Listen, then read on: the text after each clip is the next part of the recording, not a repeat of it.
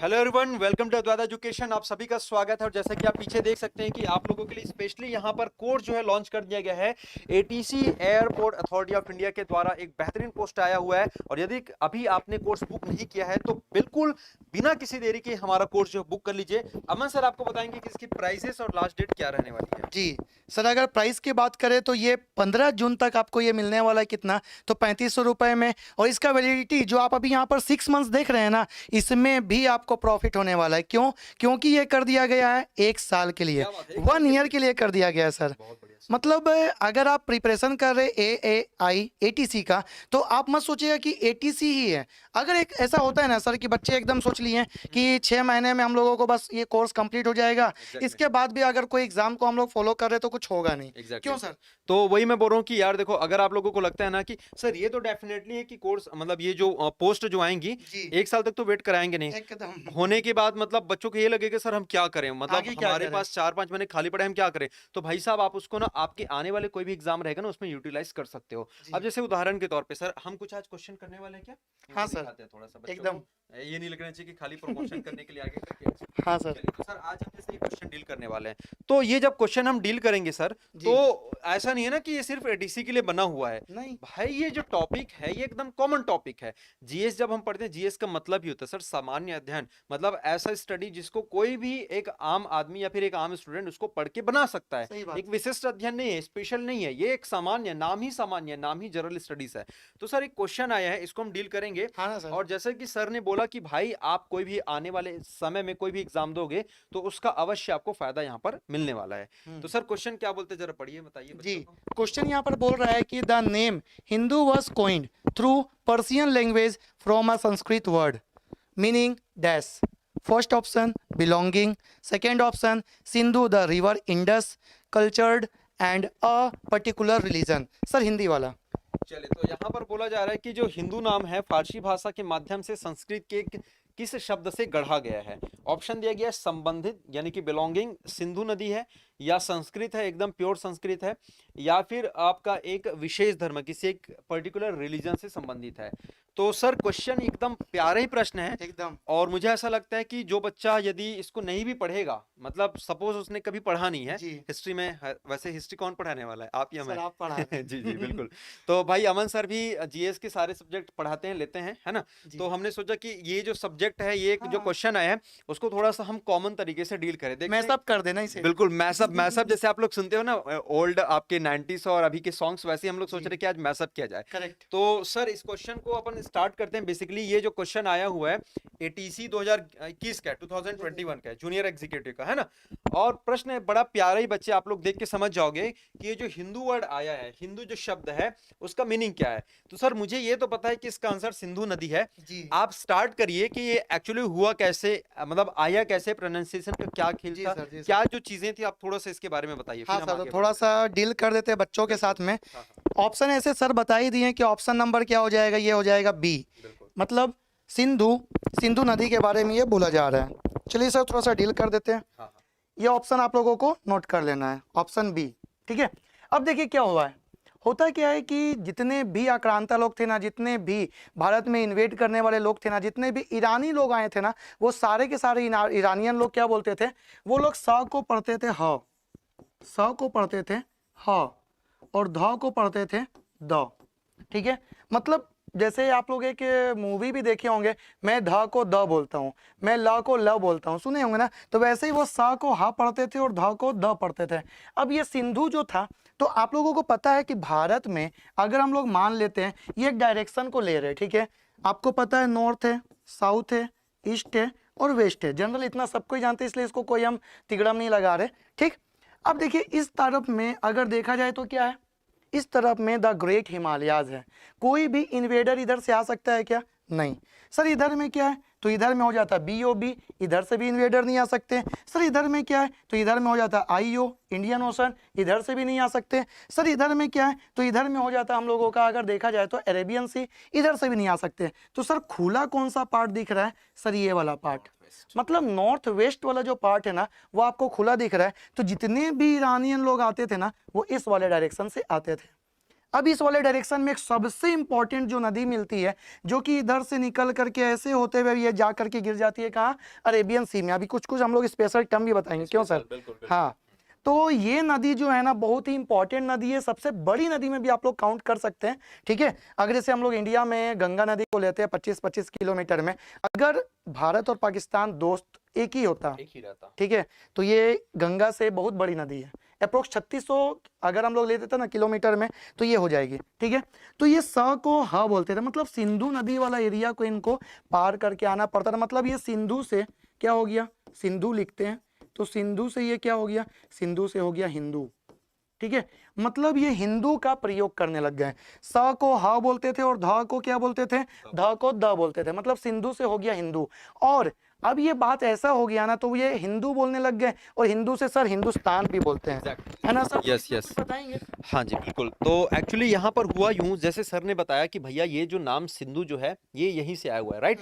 मतलब ये बोला गया है, अरबियों ने यहाँ पर प्रयोग किया है। बहुत सारे बच्चों को कंफ्यूजन रहता है, हिंदू वर्ड हिंदुओं ने दिया है। तो सबसे पहले आप इस बात को ध्यान में रखिएगा, हिंदू जो वर्ड जो गढ़ा गया है वो अरबियों के द्वारा गढ़ा गया। जैसे कि सर हम मौसम की हम बातें करते हैं, मानसून वगैरह, ये सारे जो वर्ड रहते हैं, अल मसूदी वगैरह जो सब आए थे, तो उन्होंने दिया हुआ है ना। अब यहाँ पर हम सबसे इंपॉर्टेंट चीज देखेंगे, कई बार हिंदुस्तान वर्ड हमने सुना है। कदर मूवी जब हम देखेंगे तो सर वहां पर हिंदुस्तान का जिक्र होता है। हाँ। हिंदुस्तान जिंदाबाद, आप लोग भी कमेंट में लिखिएगा भाई, हिंदुस्तान जिंदाबाद, ठीक है।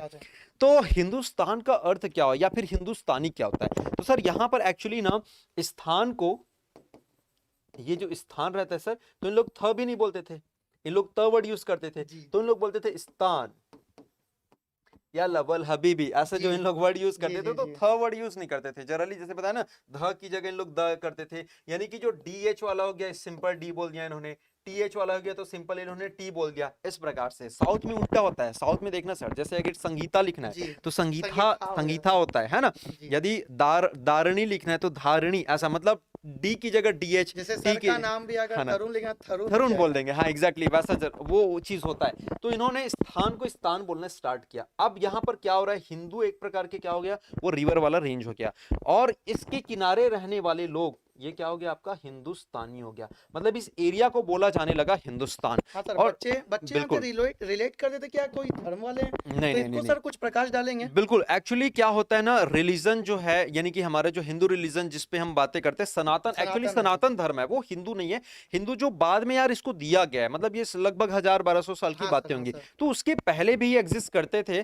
तो हम इसको सनातन बोलना ज्यादा अच्छा रहेगा, सनातन इज द गुड वे, है ना। ये जो था ये नाम दिया गया है। तो यहाँ पर रहने वाले जितने भी लोग हैं, चाहे वो किसी भी रिलीजन को फॉलो करते हो, तो उसको हिंदुस्तानी बोला गया है। अब सर जैसे स्थान की हम बातें करते, तो आप इसके देखिए, जैसे कि आपने बातें करी नॉर्थ वेस्ट का, तो इस एरिया को आप देखिए, वहां पर बहुत सारे आपको like Kyrgyzstan, Turkmenistan, Kazakhstan, Tajikistan, Afghanistan, इतने तानी तान आपको मिलेंगे सर। मतलब पाकिस्तान, है ना, मतलब पूरा तान। इसका मतलब है कि उस पर्टिकुलर एरिया को, पाकिस्तान का देखो नाम बड़ा बेहतरीन है बेटा, पाक और स्तान, मतलब जहां पर पवित्र लोग रहते हैं। हालांकि जो काम है कई बार अपवित्र कर जाते हैं वो, बट ये नाम हम जब बता रहे हैं, अफगानिस्तान मतलब जहां पे अफगानी लोग रहते हैं, तो उनका नाम होता है, स्थान मतलब उनका नाम होता है। तो सर यहाँ पर और कुछ चीज हम थोड़ा सा बच्चों को बताना चाहेंगे। 1960s में कुछ चीजें जो हुई थी, जो कि जाननी इनको आवश्यक है, तो थोड़ा सा इनको मैप के माध्यम से हम बताने की कोशिश करते हैं। इसके बाद आप कुछ चीजों पर और प्रकाश डालिएगा। तो बच्चा बेसिकली हम जब सिंधु, यानी कि आपके सिंधु नदी की जब हम बातें करते हैं, अमन सर आपको पूरा बताएंगे उद्गम वगैरह क्या है, कैसा है, कौन कौन सी और नदियां हैं उसके आसपास। मैं यहाँ पर बेसिकली आप लोगों को 1960s में जो चीजें हुई थी वहां पर मैं कुछ चीजें आपको बताना चाहूंगा। 1960 जब हम बातें कर रहे हैं, इसका मतलब है इंडिया और पाकिस्तान दोनों का विभाजन हो चुका था। भारत और पाकिस्तान दो भाग में बट चुके थे। तो हुआ यूं, जब दोनों एक ही देश हुआ करते थे, मतलब ये पूरा भाग अपना इंडिया हुआ करता था, भारत हुआ करता था, तब कोई प्रॉब्लम नहीं थी, क्योंकि ये इसी टेरिटरी में बह रहा था। अब चूंकि यहां पर जिस स्थान से निकलता है मानसरोवर, जिसको हम बोलते हैं, सर अभी और डिटेल में आपको बताएंगे, तो यहां से जब ये नदी प्रवेश कर रही इस प्रकार से, ये यहां पे आके ऐसे गिर जाती हैं। अब जब इंडिया पाकिस्तान अलग हो गया, तो 1960 के दौरान आते आते यूनाइटेड नेशन के सामने एक प्रश्न खड़ा हो गया कि भाई साहब पानी का उपयोग हम कैसे करें। जैसे आप लोगों की घर में रहता है ना, जैसे कि आप किसी चौल या मोहल्ले एरिया में रहते होंगे, तो बोलते होंगे नहीं इतना एरिया हमारा है, इतना तुम्हारा है करके। तो उसी प्रकार से ये बोला गया कि भाई साहब 1960 के बाद से इनकी जो टोटल 5 नदियां और खुद एक सिंधु, समझना इसको। जब हम पंचनद की जब हम बातें करते हैं, तो बहुत बार बच्चे कंफ्यूजन होते हैं, तो पंचनद में सिंधु नहीं आती, याद रखिएगा। पंचनद में सिंधु नहीं आती। पंचनद यानी कि जो पंजाब जो बोला जाता है उसमें इनकी 5 सहायक नदियां आती। सबसे ऊपर से यदि हम बातें करते Jhelum, then Chenab, then Ravi, then Beas, then Sutlej, है ना। तो इस प्रकार से जो 5 नदियां हैं 1 2 3 4 5 ये इनकी सहायक नदियां हैं और इनको हम पंजाब के नाम से जानते हैं। हिंदी में यदि सर तो हिंदी पढ़ाती है, हिंदी भी संधि विच्छेद करेंगे तो ये हो जाता है आपका पंच प्लस आब, और आब उस क्षेत्र को बोला जाता है जहां पर नदियां जो है वो प्रवाहित होती हैं। जैसे दोआब हम पढ़ते तो 2 नदियों के प्रवाह का क्षेत्र, पंजाब यानी कि 5 नदियों के प्रवाह का क्षेत्र। इसमें और बेहतरीन चीज मैं आपको बताऊं, इन 5 नदियों में व्यास मात्र एक ऐसी नदी है और नाम भी बड़ा एकदम हमारे ऋषियों पर आधारित है जिसको बीएस बोल देते हैं भले हम लोग इंग्लिश में, बट व्यास एक ऐसी नदी है। सर अभी आप उसके बारे में बताएंगे, पुराना नाम क्या क्या था, विपासा एंड ऑल सब सर अभी आपको डील करने वाले हैं, राइट। तो ये जो व्यास नदी जो है ना, ये एकमात्र ऐसी नदी, सहायक नदी सिंधु की, जो कि इंडिया में ही ओरिजिन होती है और इंडिया में ही मिल जाती है। सर बिल्कुल इसमें बोलते भी हैं कि एकमात्र ऐसी नदी है जो पाकिस्तान को बस चेहरा दिखाती है और रिटर्न, हाँ। मतलब एकदम कोने कोने से। और सर यहाँ पर बच्चों को बताते भी, जब ब्यास नदी के बारे में पढ़ाते हैं ना, तो ब्यास में और चिनाब में और झेलम में तो पाकिस्तान बहुत झेला रहा है। एग्जैक्टली। तो पाकिस्तान बहुत झेला रहा है, मतलब क्या, झेलम जो है ना वो पाकिस्तान में एंटर हो रही है, लेकिन ब्यास जो है ना तो झेला रहा था जो, अब हम लोग क्या बोल देते हैं, बहुत हो गया झेलाना, अब हम लोग नहीं झेलेंगे, अब हम लोग रिटर्न आ जाएंगे, उन लोगों को सिखा देंगे हम लोग। Exactly, yes. हाँ सर। तो ये जो ब्यास है, जैसे कि सर ने बताया कि भैया ब्यास बोले कि बस अब बस, ब्यास मतलब अब बस, अब हो गया, अब बहुत हो गया, अब हम नहीं जा सकते, तो ब्यास जो बेटा यहीं पे मिल जाती हैं। अच्छा सर, यहाँ पर बच्चों को 2-3 चीजें और हमको बतानी आवश्यक है। यहाँ पे इंडस और सतलज ही एकमात्र ऐसी नदी जो कि आउट ऑफ द इंडिया निकल रही हैं, सही।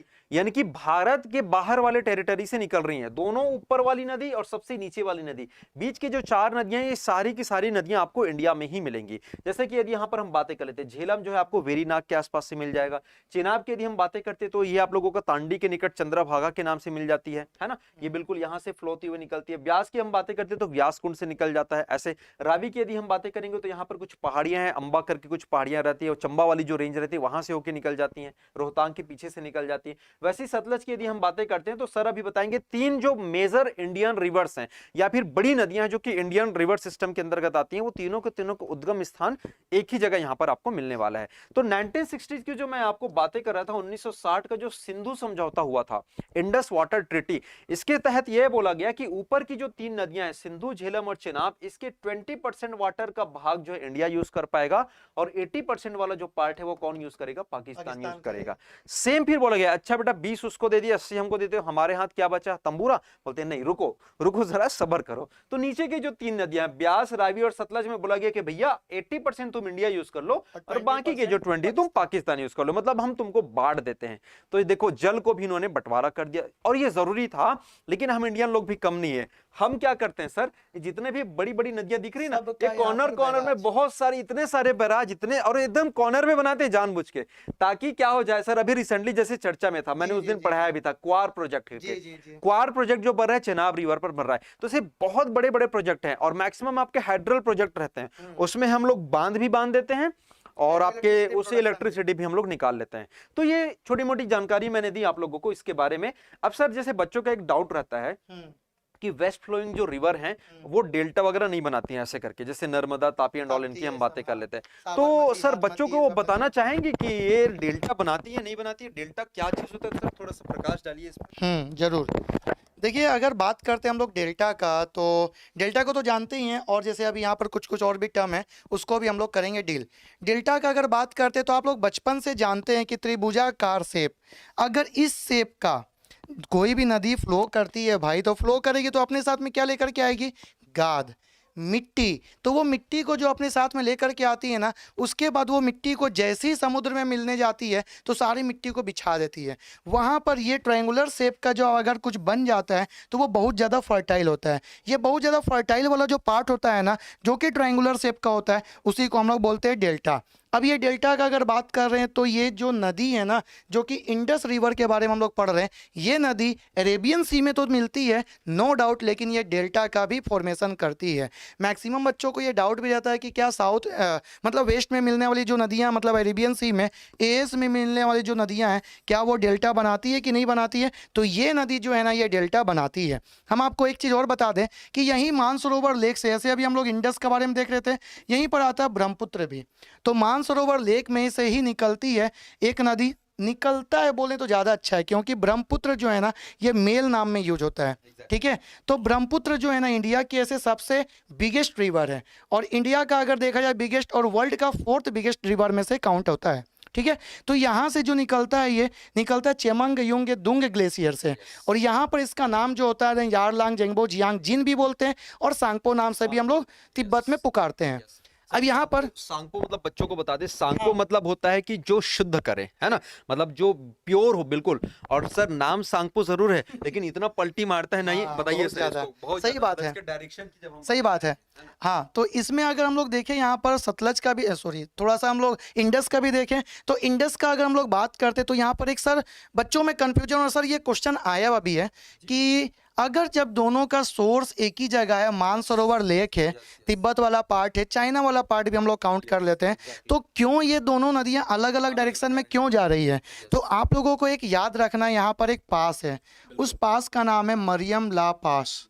मरियम ला पास, ये मरियम ला दर्रा जो है ना ये दोनों नदियों के बीच में सिचुएटेड है, जिस कारण से एक नदी उधर और एक नदी इधर चली जाती है, ठीक है। अगर ये पास नहीं होता तो या तो सिंधु होती या तो ब्रह्मपुत्र होता, बस दोनों में से एक ही होता। अब अगर हम लोग, जैसे कि सर यहाँ पे होती है, हाँ सही बात सोन है, और नर्मदा की हम सही बातें बात करते हैं, है। तो अमरकंटक जो रहता है अब वहां पे पास न होकर के वो हील हो जाता है। हाँ। तो ये जैसे इस प्रकार से आप रखिए, इधर से कि एक नदी निकल गई, इधर से कोई एक नदी, और एक इधर डायरेक्शन और एक इधर डायरेक्शन, सही बात तो है। बिल्कुल यहाँ पर भी वही चीजें हुई है। हाँ, तो यहाँ पर आपको मरियम ला पास को भी ध्यान रखना है, ठीक है। और ये क्वेश्चन आता भी है। और अगर हम लोग बात करें जैसे 1960 का अगर जो जल समझौता हुआ था, सिंधु जल समझौता जिसको हम लोग बोलते हैं, तो ये सिंधु जल समझौता में जैसे सर बताएं 20-80, 80-20, तीन नदियों का कॉम्बिनेशन, तो ये तीन नदियों का कॉम्बिनेशन का भी क्वेश्चन आता है। यहाँ पर बस डील करने का मकसद हम लोगों का ये था ना, ताकि पिक्टोरियल रिप्रेजेंटेशन के थ्रू हम लोग बता दें कि हम लोगों का क्लास जो होगा ना बिल्कुल। वो ऐसा ही होगा कि क्या क्यों सर? मिलने वाला है। हाँ। भाई ये ना ट्रेलर भी नहीं सर, ये टीजर कुछ है, नहीं है। ये टीजर है, एकदम। ये टीजर एकदम छोटू सा टीजर है, जैसे क्लिक करते हो ना वैसा, सही मतलब बात। इसका वृहद रूप आपको देखने को मिलेगा। इनफैक्ट मतलब एनिमेशंस और भी बहुत सारी चीजें आपको देखने को मिलेंगी, है ना। सही तो बात। सर आज कंक्लूड कर दे फिर यहाँ हाँ पे। सर। तो इसी प्रकार से भाई आपको और भी चीजें मिलेंगी, और इसके लिए आपको अद्वैत एजुकेशन के साथ बने बने रहना पड़ेगा। और साथ ही साथ जो कोर्स की हमने यहाँ पर स्टार्टिंग में आप लोगों को बातें कर दी, सर एक बार और बता दीजिए। जी जी जी ये बच्चों आप लोग फटाफट इसको जल्दी से परचेस करें। जी, तो ये क्या है कि ये एटीसी का बैच जो है वो 15 तारीख तक के लिए आप लोगों के लिए ऑफर प्राइस में, और ये ऑफर प्राइस है मात्र 3500 रुपये का। और ये ऑफर प्राइस जो 3500 रुपये का है, ये ऑफर प्राइस 15 के बाद 16 से हो जाएगा हाइक। अगर आपको गेट एकेडमी का ऐप के बारे में कुछ पता नहीं है तो हम आप लोगों को बता देते हैं। आप सर्च करिएगा www.gateacademy.co.in, आप सर्च बार से भी सर्च कर सकते हैं, या फिर आपके पास एंड्रॉइड का फ़ोन हो, आईओएस का फ़ोन हो, उसके प्ले स्टोर पे जाइएगा, वहाँ पर आप गेट एकेडमी लाइव ऐप लिखिएगा और वहाँ पर आपको गेट एकेडमी का लाइव ऐप मिलेगा, और वहाँ से ये कोर्स को आप अवेल कर सकते हैं। या फिर हाँ। नंबर भी दिए गए हैं, इन पे बिल्कुल हाँ, call और भी कुछ अगर आपको डाउट होता है ऐसे ही इस चीज़ के लिए बता दीजिए, 6 मंथ्स को कर दिया गया है 1 ईयर। और ये जानते हैं अभी ही सर के द्वारा अनाउंस किया गया, कुछ देरी पहले ही एक वीडियो आया था उसमें सर बिल्कुल। अनाउंस भी किए मतलब हैं। अचानक हमको भी पता नहीं चला था, सडन था हमारे लिए, मतलब सही बात डायरेक्टली सर बोलते हैं कि सर हम इसको 1 साल के लिए बढ़ा देते हैं, मतलब सही बहुत बात बढ़िया, बहुत अच्छी बात है। मतलब आप ही लोगों के बेनिफिट के लिए किया जा रहा है, क्योंकि सर ये बहुत बार कई बार आता है, पता है। हाँ। ये मतलब एकदम जेन्युइनली बता रहा हूँ मैं भाई, एक शिक्षक हूँ, शिक्षक के धर्म से ऐसा मेरा काम नहीं कि जबरदस्ती का प्रमोशन, मैं रियल बता रहा हूँ, मैं रियलिटी है। और ये सर इनके साथ भी आएगा। हाँ, एकदम। कई बार क्या होता है ना, जैसे कि लास्ट डेट मान लेते सर, आज कितना तारीख हो गया, मान लेते चलो 12 30 तारीख। जून है, मान लेते 30 जून है ना। जी। अब जैसे 28 जून आएगा ना, बच्चे का मैसेज आता है, सर सर सर आपसे एक रिक्वेस्ट है। बोला हाँ बोलो सर, 15 दिन बढ़ा दो सर। मैं बोला क्यों? कुछ वीडियोस रह गए हैं, देख नहीं पाए हैं हम। ये सर आपके पास भी आता होगा। हाँ सर, एकदम तो आता है। यार आप क्या करिए ना, जैसे मान लेते हैं कि आपने चलो सपोज 80% वीडियोस देखे हैं, 20% रह गए हैं, तो भाई 1 साल की वैलिडिटी है, आप सारे वीडियो देख के खत्म कर दो ना यार। सर एक चीज बताओ, जैसे कि शादी के लिए मान लेते हैं, या कुछ फंक्शन होता है घरों जी। में, आप कुछ सामान खरीद के लाते हो, जी और मान लेते हैं बच जाता है, या रेस्टोरेंट पे ही गए हैं, जी। एक्स्ट्रा यदि कुछ आ जाता है तो उसको फेंक तो नहीं देते ना, नहीं। आप यूटिलाइज करते हो ना। हाँ। तो सेम चीज इन बच्चों को क्या करना है, यहाँ पे सही यूटिलाइज बात। करना है, तो है ना? यहाँ पर आपको यूटिलाइज करना मतलब 6 मंथ्स का आपको जो ये दिख रहा है ना, सबसे पहले इसको कर लीजिएगा 1 ईयर, ठीक है। 12 महीने इसको कर लीजिएगा, ठीक। और भी फिर आपको कोई डाउट हो, कोई क्वेरी हो, तो यहाँ पर ना नंबर दिया गया है, डायरेक्ट आप सर से बात कर सकते हैं, अपने डाउट को, अपने क्वेरी को, अपने जो भी क्वेश्चन है एटीसी के रिलेटेड, वो सारे क्वेश्चंस को पूछ सकते हैं। सर अभी जैसे हम लोग शूट कर रहे थे दास सर हाँ, के साथ, जी, जी, तो जी। ही सर के पास इतना सारा कॉल आ रहा था ना कि एग्जैक्टली क्या ही मतलब बताएं। और एक कॉल तो ऐसे था कि बिल्कुल ऐसे जैसे बच्चे को पता है कि हम लोग बगल में हाँ। बैठे हैं। उन्होंने पूछा सर हमको हिस्ट्री ज्योग्राफी में डाउट है और वो और सर तुरंत स्पीकर ऑन कर दे, बेटा और लो बात बोले करो, बात तुम्हारे करो हिस्ट्री हिस्ट्री ज्योग्राफी ज्योग्राफी। वाले दोनों सर यहाँ पर हैं करके। तो ये कॉन्फिडेंस भी है और बोल सकते हो कि यार मतलब बहुत अच्छी चीज है। और कनेक्टिविटी इज मोस्ट इंपॉर्टेंट। जैसे आपको लग रहा होगा कि अभी तो सर हम रिकॉर्डेड दे पा रहे हैं, जी जब बच्चे हमसे लाइव जुड़ेंगे तो और बहुत मजा आने वाला है। सही और ये बात है। गारंटीड है भाई, मतलब ऐसा प्लेटफॉर्म ना आपको नहीं मिलेगा। हम तो बोलते हैं कि पहले इस्तेमाल करें फिर विश्वास करें। सही तो बात है। आप ये देखिए हमारे हम रोज वीडियोस लेके आ रहे हैं आपके लिए। हाँ और यदि आपको इसमें भी नहीं आ रहा तो आप पिछले हमारे जितने भी वीडियोस अपलोडेड है सर, पहले से भी देख सकते बिल्कुल हैं। उसको जाके देख सकते हैं। तो चलिए हम उम्मीद करते हैं कि ये सारी चीजें आपको समझ आई होंगी। और अब बिल्कुल अभी आपने कोर्स जो है परचेस कर लिया होगा, नहीं किया तो बिल्कुल करिए और अपने दोस्तों को भी रिकमेंड करिए। और ऐसे वीडियो के साथ हम मिलते रहेंगे, तब तक बनी रहे अद्वैत एजुकेशन के संग। Thank you so much. जय जय हिंद। हिंद।